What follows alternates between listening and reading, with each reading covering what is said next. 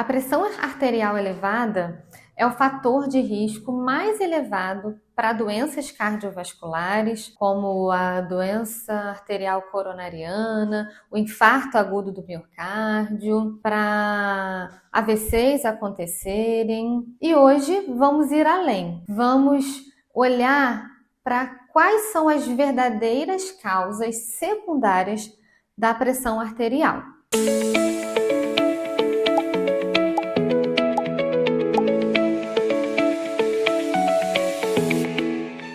Então, eu sou a Manuela Leal, sou nutricionista, terapeuta naturopata e te convido a assistir esses vídeos no meu canal, se inscrever no canal também, para você que quer entender um pouco mais da sua saúde e de vários assuntos que possam lhe ajudar.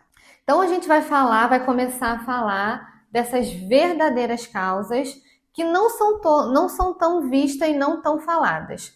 Claro que as mais comuns, e eu vou só citar porque já são muito faladas e a gente já espera ouvir isso. As mais comuns são o estresse do dia a dia, a obesidade, a alimentação inflamatória com muito sódio, muito carboidrato, um sono irregular, a falta de atividade física.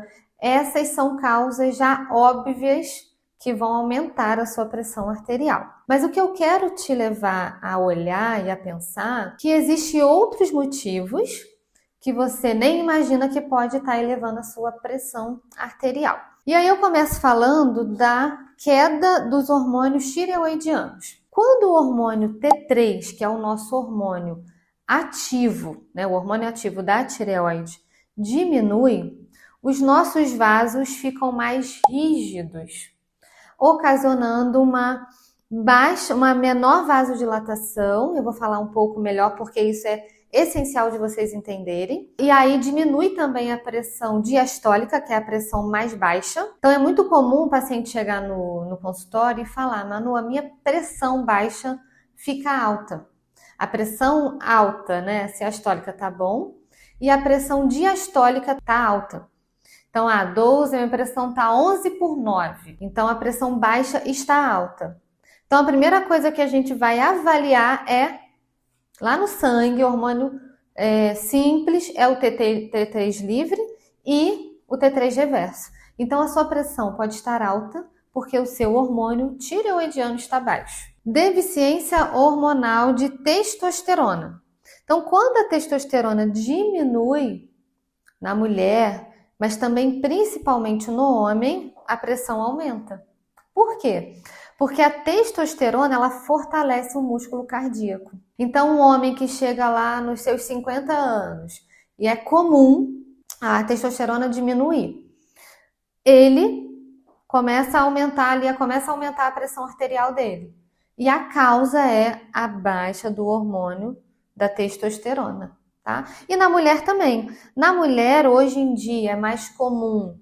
Antigamente, sim, os hormônios caíam lá por volta dos 50, mas hoje na mulher o hormônio já diminui lá, né, nos 40 anos.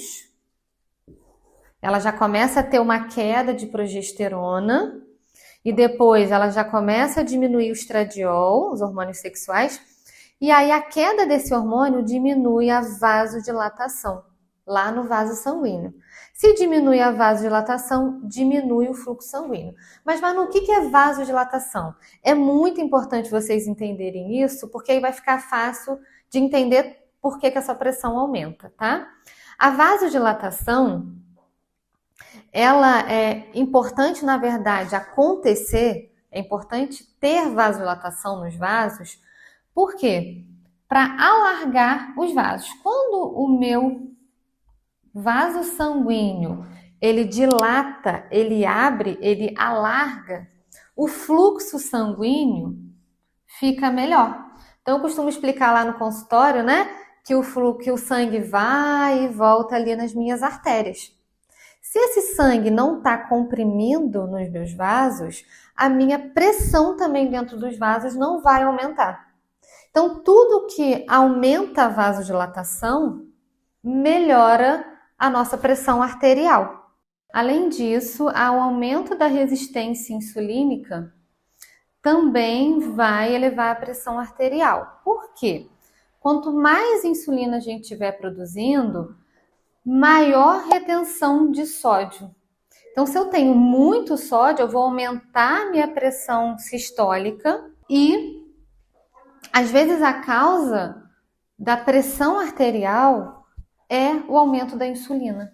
Então, às vezes o paciente pergunta assim, Manu, será que eu vou conseguir me livrar do meu remédio de pressão? Depende, se a gente conseguir ajustar a causa, sim. E se a causa for uma insulina alta, o que a gente precisa fazer para baixar essa pressão? Diminuir a insulina. Então, a insulina, a gente já sabe que, mesmo lá nos valores de referência de laboratório, que é normal até 25, a gente sabe que 25 já está explodindo a insulina, né? Então, insulina boa é linda, maravilhosa, seria 5. Mas vamos considerar aí até 7, né? Para ficar um pouco mais fácil ali, às vezes, para o paciente chegar, tá? Então, insulina normal, insulina boa, abaixa a pressão. Outra coisa que muitas das vezes o paciente não imagina é que se ele tiver um ácido úrico alto, também vai aumentar a pressão, tá? Então, o que eu quis trazer para vocês? Eu quis trazer as verdadeiras causas, porque aquelas causas que eu iniciei falando, o sono, a alimentação, o estresse, isso a gente já sabe, né? Mas a gente tem que ir a fundo para entender e de fato resolver, né, ali a questão do aumento da pressão. Então a gente precisa quebrar esses cristais, né, de ácido úrico para ser eliminado, para poder ajudar também a diminuir essa pressão. A deficiência de minerais, né? Então se eu tenho e a gente já vou aproveitar para convidar vocês também para o próximo vídeo, onde eu vou falar dos suplementos fitoterápicos, chás, que ajudam a diminuir a pressão arterial. Mas se eu tiver uma deficiência de magnésio, também vai ajudar a elevar a pressão arterial. O que o magnésio faz? O magnésio, ele aumenta a vasoconstrição. Então, ele relaxa o músculo e faz o quê? O sangue ir voltar suavemente, livremente pelos vasos. Então, magnésio é poderosíssimo. Quem tem hipertensão tem que tomar magnésio, tá? Mas isso eu vou falar melhor no próximo vídeo. O aumento do cálcio e do sódio, tá? O cálcio, ele é importante para poder fazer contração muscular, tá? Então, ele é importante. A gente precisa do cálcio lá no músculo cardíaco.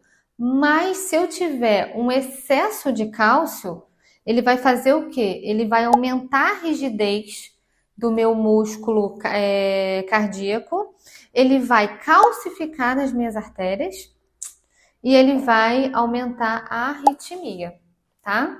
Então, cálcio demais também é um problema, tá? E quem é que neutraliza o excesso de cálcio, né, nas nossas artérias? O magnésio, tá? Então, o magnésio tem que estar muito bom para poder também corrigir esse excesso de cálcio.